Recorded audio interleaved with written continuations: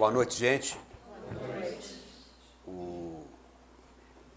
Faz-se necessário o microfone, não? Não. Não sinto nem confortável, para mim não muda nada. Aqui eu estou vendo que tem... Ah, tá bom. Bom, gente, para mim é mais um motivo de alegria estar aqui com vocês, nesse finalzinho de ano, e me pediram, que sugerisse um tema, falar alguma coisa, e nada melhor do que falar do Natal, falar de Jesus, nesse momento que a gente está virando mais uma página, virando mais um aninho, e Jesus foi citado aqui várias vezes, é a nossa grande referência espiritual, moral, de vida, precisa cada vez mais fazer parte do nosso dia a dia, das nossas vidas. Essa é a razão pela qual a gente está aqui fazendo esse exercício, que você citou. O exercício que transforma uma sacolinha em 70 é o exercício que vai transformar a nossa inferioridade em alguma coisa melhor. Daí a importância da visão espírita da reencarnação. Porque se a gente deixar a prepotência de lado, eu não estou muito bom hoje, por ser uma aguinha, eu estou meio resfriado, mas com certeza vou sair daqui melhor. Se a gente deixar a prepotência de lado, eu falo prepotência não necessariamente no mau sentido, obviamente não dá para falar em prepotência no bom sentido, mas não no sentido tão ruim. A prepotência natural nossa, das nossas dificuldades, da nossa imperfeição, de achar que em uma vida a gente possa ir para o céu, entre aspas, que a gente possa usufruir uma eternidade de benesses, uma eternidade de bênçãos, uma eternidade de sortilégios, uma eternidade de frutos positivos, sendo que nós não plantamos sementes positivas o tempo todo. E nós somos, sabidamente, senhores da semeadura. Temos aí o livre-arbítrio, que é um conceito clássico, não só para nós espíritas, para a filosofia, para qualquer linha de raciocínio. A gente usa o livre-arbítrio como quer. Agora, é obrigado a colher como um retorno natural daquilo que foi feito. E a gente achar que do berço ao túmulo nós vamos do nada à angelitude, é muita prepotência, arrogância e um pouquinho, quem sabe até bastante, de ignorância. E não saber fazer conta.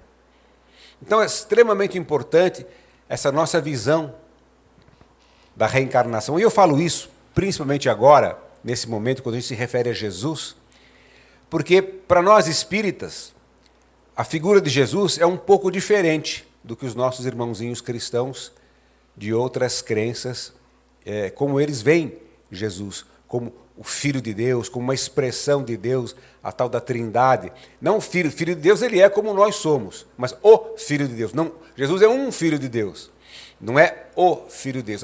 Deus mandou o seu Filho, e nós somos o quê? Deus sacrificou o seu Filho, e nós, quem somos nós? E a figura de Jesus ela é tão importante que, crendo ou não nele, ele dividiu a história em dois. Seja lá onde for, os calendários todos marcam antes e depois de Cristo. Não tem como negar. E por incrível que pareça, a maioria da população da Terra, do nosso planeta, não é cristã. A maioria não é cristã. Nós estamos caminhando para 2 bilhões de muçulmanos. Temos em torno de 1 bilhão de hinduístas, os seguidores da religião da Índia, a religião predominante na Índia, em torno de 90% dos habitantes da Índia seguem o hinduísmo. E lá são 1 bilhão e não sei quantos milhões de habitantes. Temos aí a China, por incrível que pareça, a China, em torno de metade da China, eles não são religiosos, eles não têm religião. E os que tentam lá no taoísmo, no budismo. Então a gente soma isso tudo, dá mais do que os cristãos. E mesmo assim, o Cristo conseguiu envolver, comover e se fazer presente na cultura de todas essas pessoas, raças, crenças, culturas, porque eles todos comemoram, mesmo que não com o mesmo olhar que nós, mas eles comemoram culturalmente. Os muçulmanos veem Jesus como um grande profeta. Tem lá um capítulo no Alcorão sobre Maria, a mãe de Jesus. Eles acreditam, inclusive, em algo que nós não acreditamos, naquela coisa do Espírito Santo, que Jesus foi filho do Espírito Santo, aquela coisa da concepção de Maria, coisa que para nós, não é que seja bobagem, não seja necessário, não. Isso não diminui Jesus. Ao contrário, isso enaltece Deus e enaltece a figura dele, desse sacrifício. Os espíritos, os nossos amigos espirituais, nossos mentores, eles dizem que o planejamento, a preparação da psicosfera espiritual do planeta Terra demandou mais ou menos 5 séculos para o retorno de Jesus. Para ele, vamos dizer assim, se encapsular, para ele conseguir se proteger, digamos assim, da densidade vibracional do nosso planeta, para ele estar conosco. Tem um livro da psicografia de Chico Xavier, Brasil, Coração do Mundo, Pátria do Evangelho. Esse livro faz uma referência à presença de Jesus na criação geológica do planeta Terra. Jesus, que nós sabemos, né, o nosso, vamos dizer assim, o dirigente maior do planeta Terra, o gerente do planeta Terra, já participou da formação geológica do nosso planeta. Está lá no livro de Humberto de Campos, o Espírito, né, psicografado por Chico Xavier. E isso tem em torno de 4 bilhões de anos. 4 bilhões de anos, Jesus já era um espírito de uma envergadura a ponto de gerenciar a criação de um planeta. A criação de um planeta. Isso não remete... Daí a gente vê a distância de Deus. Como é um equívoco tentar, como fala o Evangelho de uma forma complicada, né, antropomorfizar Deus, transformar Deus em homem. Na figura humana, nós somos feitos à imagem e semelhança de Deus. Coisas, vamos dizer assim, não vou dizer infantis, mas necessárias para a nossa compreensão. Porque quando a gente fala em Deus, como é que é isso? Né? Como é que pensa em Deus? Às vezes a gente fala isso na oração, né? Bom, agora pense em Deus como? Tenho certeza que a grande maioria pensa em Jesus. Porque é a figura que a gente tem, tá? E os quadros, a gente nem sabe se realmente tem uma discussão muito grande sobre isso, sobre as datas, o nascimento, sobre a figura de Jesus, mas a gente não tem como imaginar Deus. Até Kardec, quando começou a desenvolver a codificação, o Livro dos Espíritos, a primeira pergunta, ele faz lá, que é Deus? Ele teve a sabedoria de não perguntar quem é Deus, como é Deus, que é Deus, ou seja, é algo.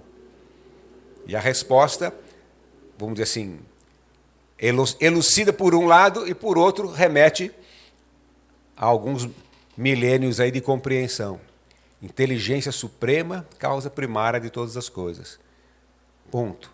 É para não haver dúvida em relação à disputa a pé de igualdade ou alguma coisa no mesmo nível. Inteligência suprema, causa primária de todas as coisas. Deus é causa, Deus é o Criador, o resto, criatura. E Jesus inserido nesse contexto de criatura. E a vinda de Jesus, do Cristo aqui na Terra, é mais um exemplo desse amor por essa obra que ele ajudou a construir, e para dar uma chacoalhada na humanidade que vinha de momentos difíceis, não vou dizer muito diferentes do que nós vivemos hoje, porque a gente hoje está muito vinculado pelas redes sociais, pela imprensa, por tudo, as coisas ruins, as catástrofes, os crimes. Está piorando cada vez mais. Tem gente que chega ao desplante e fala, no tempo dos militares é que era bom. Né? Eu sou militar, de carreira. Mas aqui no tempo dos militares não se conversava muito, não se divulgava muito, não é porque era melhor. A humanidade está progredindo. Nós estamos caminhando para o progresso. Não há como a gente imaginar que Deus perdeu o controle. Não. O homem fracassou, ele criou uma humanidade fadada ao fracasso e perdeu o controle. Satanás ganhou a guerra, né? Aquela disputa o anjo Lúcifer, que se rebelou contra Deus, resolveu tudo isso, historinha, né? Tudo isso, metáforas, tudo isso, parábolas para a gente interpretar. E a gente achar que realmente acabou, o mundo está lascado, nós estamos caminhando para... Cada vez que a gente assiste a uma notícia estarrecedora, e me chama muita atenção essa questão do feminicídio, nunca se viu tantos casos, tantas ocorrências nesse sentido. Isso mostra para nós o quanto nós ainda temos que crescer, que evoluir, o quanto o nosso planeta ainda é um planeta imperfeito. O livro dos Espíritos, às vezes a gente assim, gosta de falar bem de nós, não, nós somos, a maioria é muito boa, tal. O livro dos Espíritos fala, está certo que foi lá em 1857, mas que nosso planeta, o mal ainda prepondera. O mal ainda está em maioria. Eles estão ganhando. No campeonato aí deve estar uns 3-4-0 para o mal. Isso quer dizer o quê? Deus fracassou? Não. Não. Por quê? Vem a nossa visão. Nós não acreditamos, nós não enxergamos a criação divina só pelo olhar da Terra.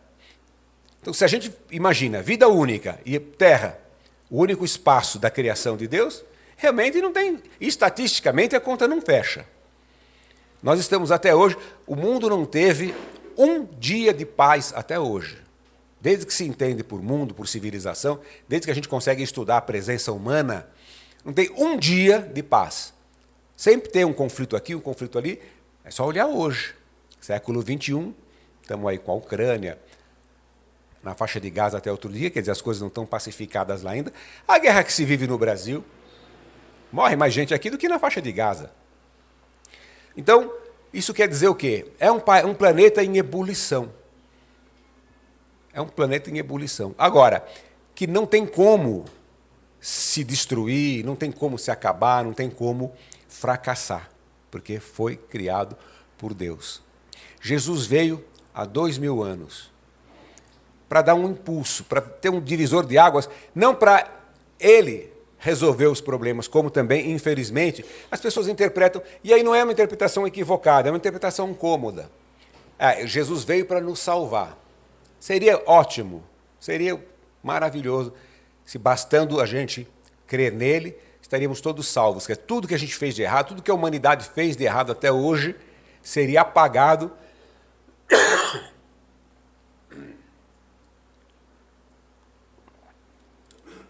pelo sacrifício de Jesus.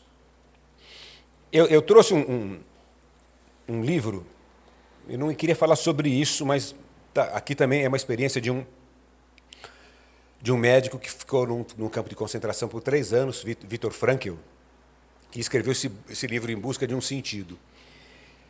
Ele não descreve muito, o livro não é para falar sobre o Holocausto, nada disso, é justamente para falar sobre a teoria dele, a postura dele. Mas o pouco que se fala do nazismo, do Holocausto, é coisa para a gente ficar assim, estarrecido, a gente perde o sono. Perde o sono. E foram milhares e milhares de pessoas que fizeram isso, que sofreram essas angústias, essas torturas. E a gente fica imaginando, onde é que estava Deus nisso aí? Se é uma vida só, mas eles vão todos para o paraíso. Mas muita gente foi para o paraíso feliz da vida. Muita gente foi para o paraíso num palácio, num ambiente maravilhoso, numa família ótima. Que justiça divina é essa aqui? Então, a visão da reencarnação é extremamente importante para a gente. E não só para justificar as diferenças, as distâncias, mas para nos dar esperança. E aí que é o foco desse livro. Em busca de um sentido. E é isso que eu queria fazer a relação com o Cristo. O Cristo veio dar um sentido para as nossas vidas. Ele veio dar um sentido para a humanidade. E não adianta a gente achar, lá na época, pô, mas foi crucificado. Não foi compreendido, porque não era para ser compreendido. Cristo veio no momento errado, ou pô, ele não calculou direito. Não há essa hipótese. Não há essa hipótese. Quando a gente foca no sacrifício, agora nessa época começa, né? Vida, paixão e morte de Jesus, aí mostra aqueles filmes, tem lá, lá em Pernambuco, né? A Paixão de Cristo. Então mostra a tortura, o Cristo carregando a cruz. E chegou ao ponto do ator ser agredido, né? O ator romano lá que fica chicoteando Cristo, o pessoal sai da plateia, porque é tão envolvente, e a gente realmente se comove. A gente se comove. Mas não é esse o foco. Não é esse o foco. Pô, então, será que Jesus não sabia disso? Lógico que sabia. Lógico que sabia. Queria ser recebido daquela forma. As pessoas escolheram, quando o Pilatos colocou lá, ou Barrabás ou Jesus, o povão escolheu Barrabás. Por quê? Porque não estavam preparados para o Jesus. Como não estão preparados até hoje? Não estão preparados até hoje. Se aqui essa parede que projeta as informações aí, começasse a se dissolver por magia, e o Cristo aparecesse aí, olhasse para nós, bora, me sigam. Quem é que ia? Pô, Jesus, agora? Né, já planejei tudo para o dia 25, agora o almoço, convidei a família, convidei tudo, né? Ô, Jesus, minha filha acabou de se formar agora, né? A minha acabou de se formar. Paguei o último boleto agora, essa semana. Ô, Jesus, paguei o último boleto agora, me deixa eu dar um descanso para mim, né? Acabei de comprar um carrinho aí, ó, comprei uma casinha na praia, volta depois aí, né? Não dá para você voltar mais tarde e tal. Nós não estamos preparados. Não estamos preparados. Todos os dias nós nos flagramos, nos pegamos em coisinhas simples, coisinhas bobas, pisando na bola, negando Cristo 3 vezes, com galo cantando, sem galo cantando, como fez Pedro naquela época. O povo não estava preparado. E ele sabia disso. Mas veio, e o sacrifício, de certa forma, foi para chamar a atenção. Porque se ele morresse de velhice, também ia ficar meio esquisito, né? Não ia ser tão impactante.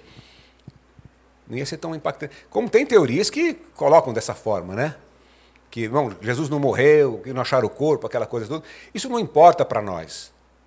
Nós não estamos preocupados com isso, se morreu, se Maria era virgem, se não era virgem. Essas coisas todas, isso tudo é bobagem. O que fica para nós, o sacrifício, já o sangue derramado. O que fica para nós, espíritas, que trabalhamos com a razão, com a compreensão, com o estudo, são os ensinamentos. O que ele trouxe para nós diferente. O que ele veio mostrar para a humanidade. E aí sim, mostrar com o exemplo. Mostrar com a vida. Com a postura, não só com o exemplo. Porque falar, como a turminha fala, papagaio fala. Mas viver. Viver. E o impacto do Cristo é... Eu fico imaginando as pessoas que tiveram a oportunidade de visitar só aqueles lugares, a emoção que deve ser pensar nisso, né? O impacto do Cristo na humanidade é uma coisa assim, não tem o que pensar, não tem como comparar. E veio justamente para que a gente tenha essa referência. Ele é a nossa referência racional. A nossa referência racional de perdão, de amor ao próximo, mostrando para nós, então, a caridade, como foi citado aqui. Vamos repetir? Vamos repetir quantas vezes forem necessárias. Até a gente incorporar. Qual é o conceito de caridade? Está lá no Livro dos Espíritos. Até a pergunta é feita dessa forma, assim, qual seria o conceito de caridade? Como entenderia Jesus? E os Espíritos respondem para Kardec. Benevolência para com todos, indulgência para com as imperfeições alheias e o perdão das ofensas. Então, são 3 exercícios que envolvem o outro. Então, a caridade está diretamente relacionada ao outro, ao nosso semelhante, à nossa postura em relação aos outros. E esse é o nosso caminho, esse é o nosso dever, que vai desde uma cesta básica, que é o mais simples, importante, fundamental, que nem tem muita gente, muito centro espírita. Antigamente, eu estou com 66 anos e nasci em família espírita, já fiz um monte de coisa que o pessoal testou para ver se dava certo. e depois desiste, aprende e tal. E tinha uma época que o pessoal ia visitar gente pobre nas favelas, né? Aí vão fazer evangelho. Os caras tudo morrendo de fome, ninguém quer saber do evangelho, pô. Tá com fome. Então dá comidinha primeiro, tá? Sossegou o estômago, agora vamos falar de evangelho. Então a caridade passa por isso. Mas o mais difícil, realmente, é a gente mudar a nossa postura, o nosso comportamento. Porque agora, nessa época, final do ano, todo mundo fica bonzinho. Todo mundo. É mais fácil arrancar dinheiro do povo agora, porque bate um pezinho na consciência. É que nem campanha do agasalho. Eu trabalhei no Palácio do Governo, a maioria de vocês não tinha nascido, o governador era o Montoro. Eu trabalhei com campanha do agasalho, com assistência a catástrofes, defesa civil, tudo.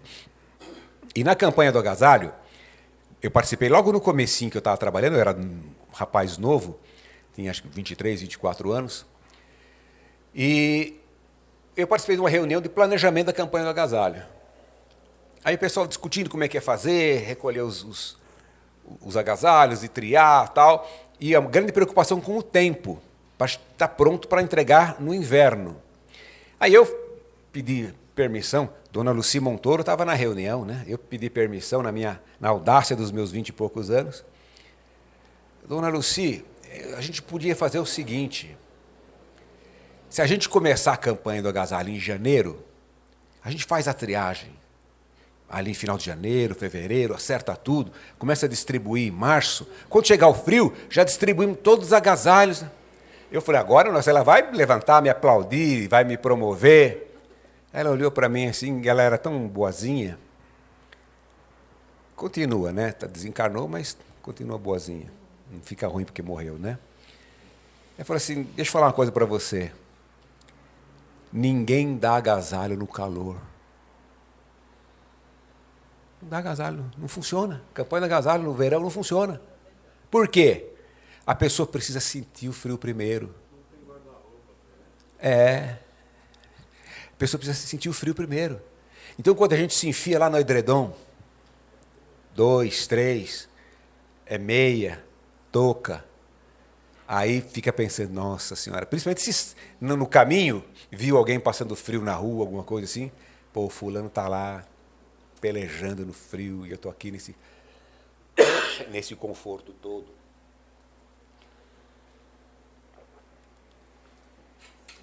Então é fundamental que a gente passe pela experiência. É fundamental que a gente passe pela experiência para tomar alguma atitude. E a vida é feita assim. Eu me lembro de uma frase, eu não paro de prestar atenção nas coisas. Vai ficando velho, a gente fica meio metido a filósofo, né? Uma frase que eu achei muito interessante. Quando a noite está mais escura, é sinal que um novo dia está para nascer. Essa frase eu ouvi do grande filósofo Moacir Franco, né? Não é filósofo, mas é um cantor, um compositor. Minha mãe era fãzona dele, minha mãe já desencarnou faz tempo, vocês imaginam, né? E ele está vivão aí, viu? Ele está vivão aí. Está com 80 e lá vai. E é um grande compositor, tem umas músicas bonitas, o Moacir Franco. E isso mostra essa, vamos dizer assim, não só dualidade, mas as diferenças, os contrastes da vida e a necessidade desses contrastes.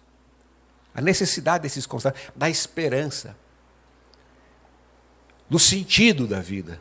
Tem que ter um sentido.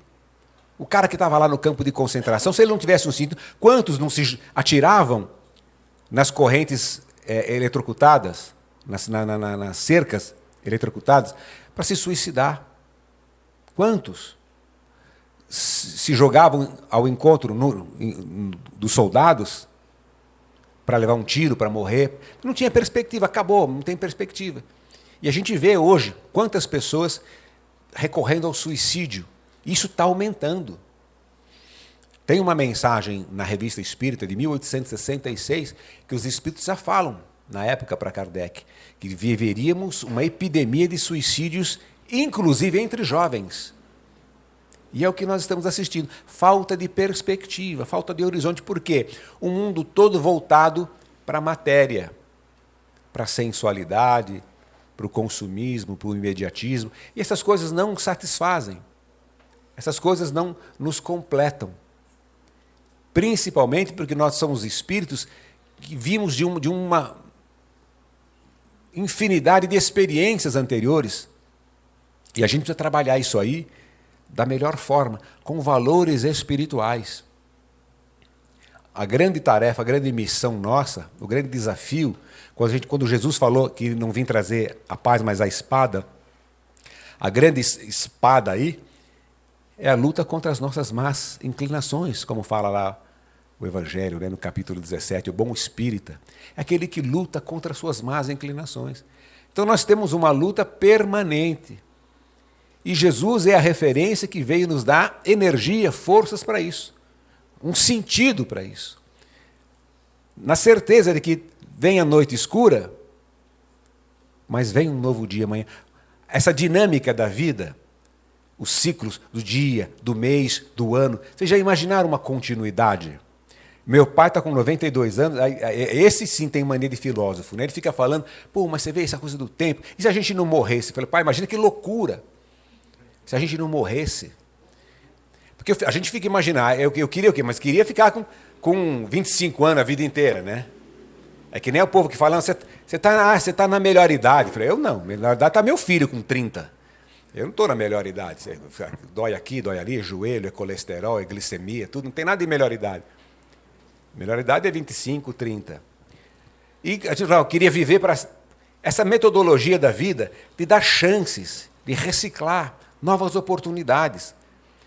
A cada final de ano, a gente faz um monte de promessa, não cumpre, no carnaval acabaram todas, né? E poucas resistem ao carnaval. Mas é assim que vai. É assim que vai.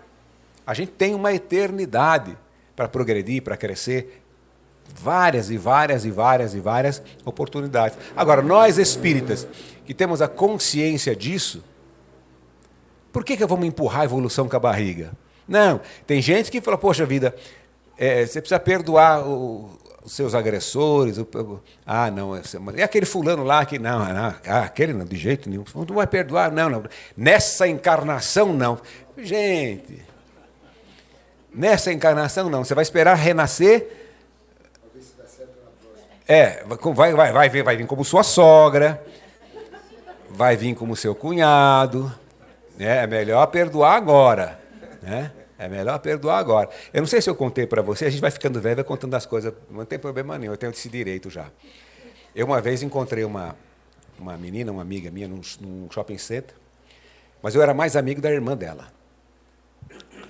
Aí conversa, e sua irmã, como é que tá? Não sei. Como não sabe da sua irmã? Não, a gente brigou, eu nunca mais falei com ela. Falei, nossa, que coisa triste. Mas vocês vão se... Não vamos. Não vamos, vocês são irmãs, vocês vão se entender. Não vamos. Não vamos. Tá bom, não vai, né?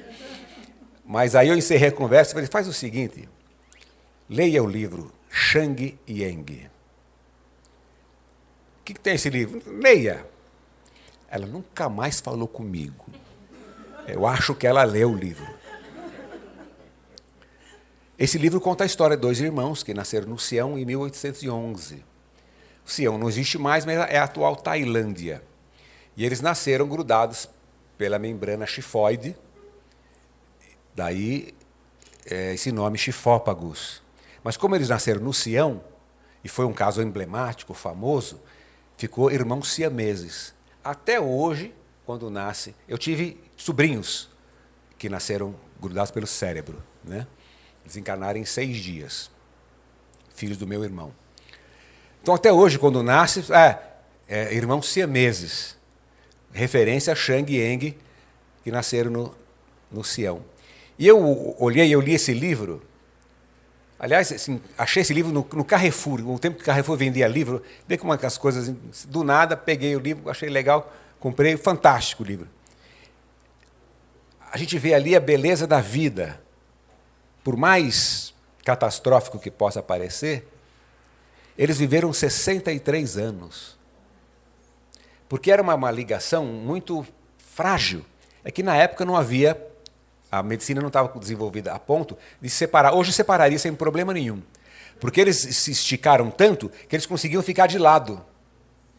Eles que trabalharam em circo, fizeram um monte que foram explorados. É uma vida muito complexa, muito complicada.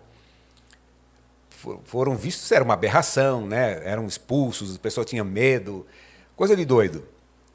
Agora viveram 63 anos, se casaram, tiveram filhos. Aí a pergunta é: como? Querem saber como? Comprem o livro. Leiam, vocês vão saber como. É? Maldade, né? Não. Não, o Carrefour não vende mais. Nossa, isso aí faz muitos anos. O nome disso aí é serendipidade. O que é serendipidade? Você está procurando uma coisa, acha outra melhor. Como é que eles faziam? Eles tinham um pacto entre eles.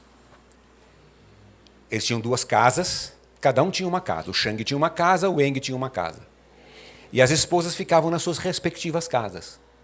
A esposa do Shang ficava na casa do Shang, a esposa do Eng ficava na casa do Eng. O Shang ficava 15 dias com a esposa dele, depois o Eng 15 dias com a esposa dele. E eles tinham um pacto tipo: quando for a minha vez estiver na minha casa, você se finge de morto.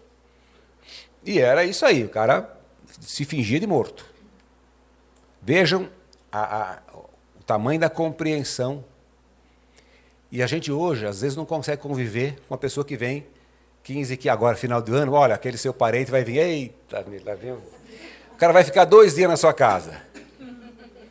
Imagina ficar 64 anos.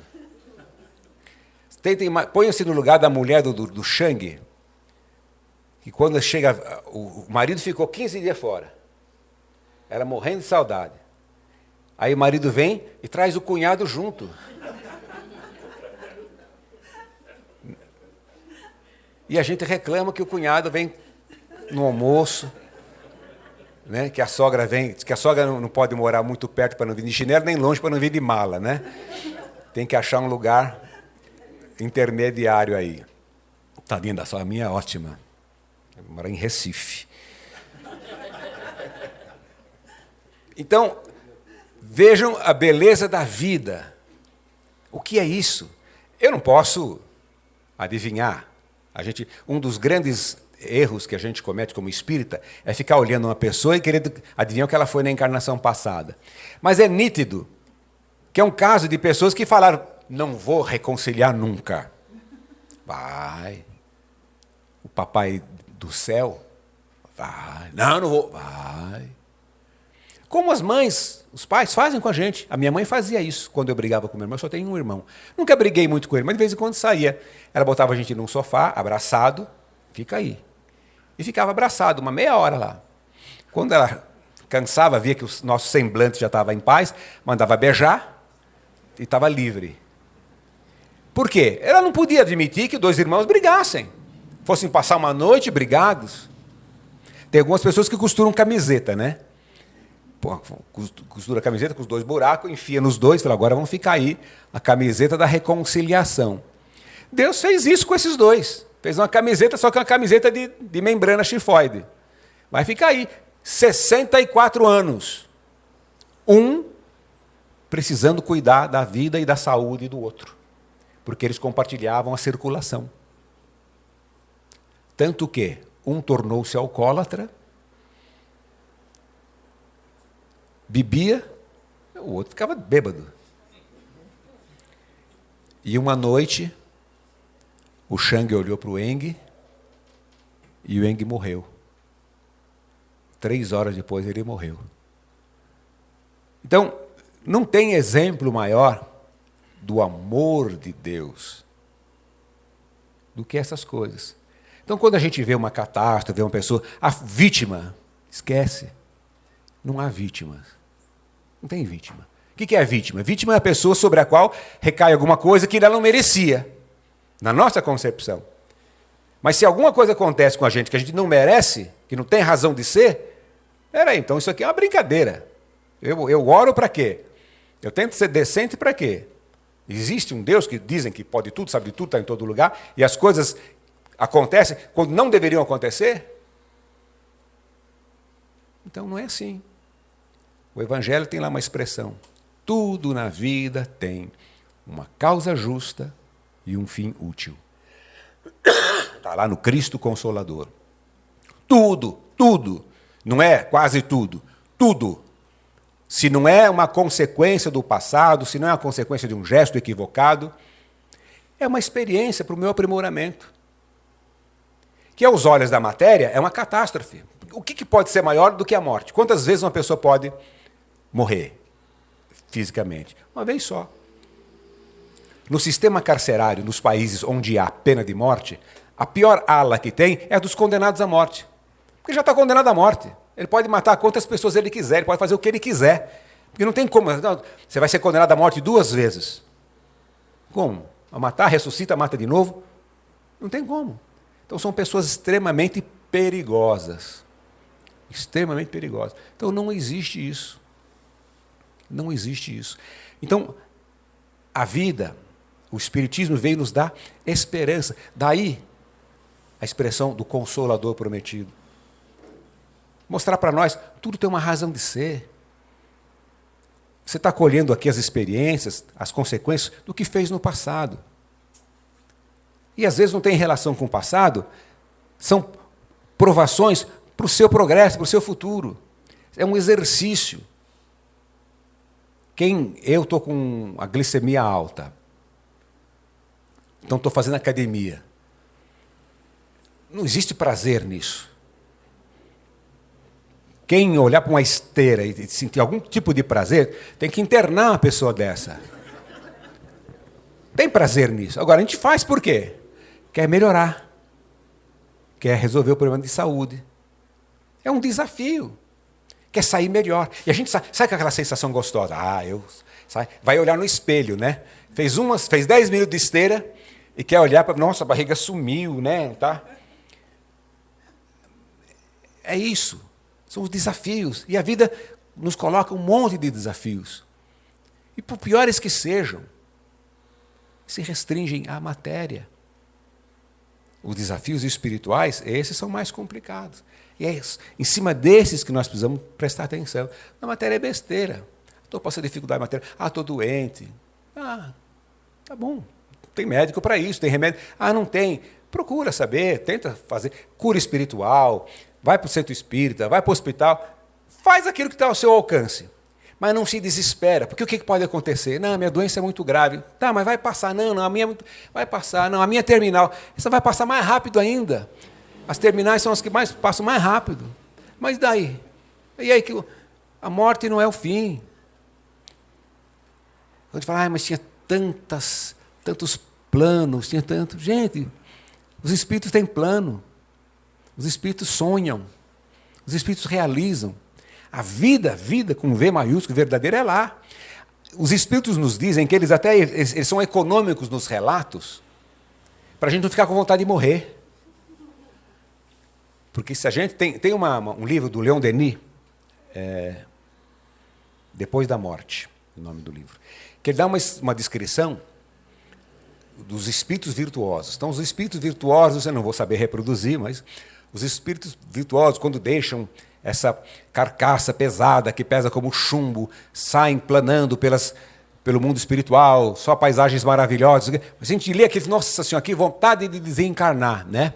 Mas esquece que começou assim, os espíritos virtuosos. Nós estamos aqui para buscar essa virtuosidade, que não vai vir de um dia para o outro, de uma hora para outra. Vai vir a partir do nosso empenho, do nosso sacrifício, do nosso esforço, focados principalmente no exemplo do Cristo. O Cristo é a nossa referência. O Cristo não é uma estrelinha inalcançável. Daí a importância da nossa visão. Não é para diminuir o Cristo, mas quando a gente coloca o Cristo como Deus, como uma estrela inalcançável, a gente não vai chegar lá nunca. Ele veio me salvar. Não. Ele veio mostrar, como ele mesmo disse, vós sois deuses. Aquilo que eu digo, vós podereis fazer e muito mais. Nós temos todas as ferramentas, todos os instrumentos para seguir o Cristo, para acompanhar o Cristo, para chegar lá um dia muito, mas muito longe. Mas nós podemos ser cada dia melhores do que nós somos ontem. Nada nos impede de perdoar. Nada nos impede de tentar respeitar o nosso semelhante. Nada nos impede de não jogar lixo na rua, de economizar água. Coisas da cidadania. Respeitar o código de trânsito, respeitar o código do consumidor, não enganar ninguém, não passar a perna em ninguém. O que nos impede de sermos um pouco melhores? Nada. E esse é o nosso desafio. Esse é o nosso desafio. Tropeçando, errando, acertando, mas crescendo, progredindo. É isso que nós estamos fazendo aqui.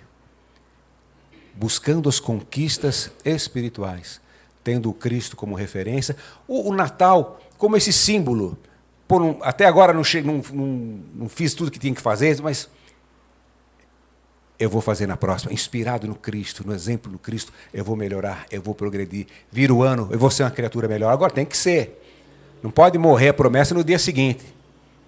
A gente tem que levar a sério, porque sabe, tem consciência clara de que nós vamos colher os frutos daquilo que fizemos aqui. As conquistas que nós temos que buscar são as conquistas do Espírito. Tem até uma frasezinha muito interessante.